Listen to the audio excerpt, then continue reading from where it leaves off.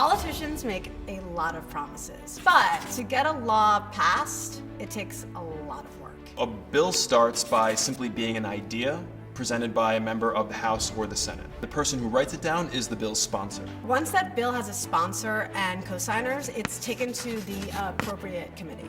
There are all sorts of committees in the House and Senate. There's transportation, Housing, safety and defense. there's a committee for basically everything. Once it gets to committee, those committee members will debate the bill, they'll put stuff in, they'll take it out. Committee members now take a vote, and if it passes, the bill moves either to the House or the Senate. For the bill to even be discussed, it needs to be called on by either the Senate Majority Leader Or the Speaker of the House. Once that bill's called, the debate continues. Now it's time to vote. Both houses have to pass the same exact version of the bill. Emphasis on exact. So once the bill passes in the House and the Senate, it's time for that bill to take a little trip over to the White House. When that bill gets to the office of the president, he or she has three choices. First option, really simple. The president can sign that bill into a law. The second option is to do nothing. If the president does nothing and Congress is not in session, we call that a pocket veto, and that bill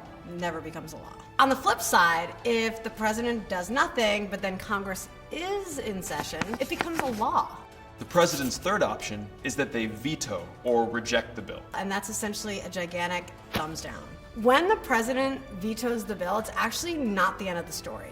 It can go back to Congress and they can override it with a 2/3 vote in both the House and the Senate. By understanding how a bill gets made, we can understand better how to hold our politicians accountable for the creation of the rules and laws that govern our lives.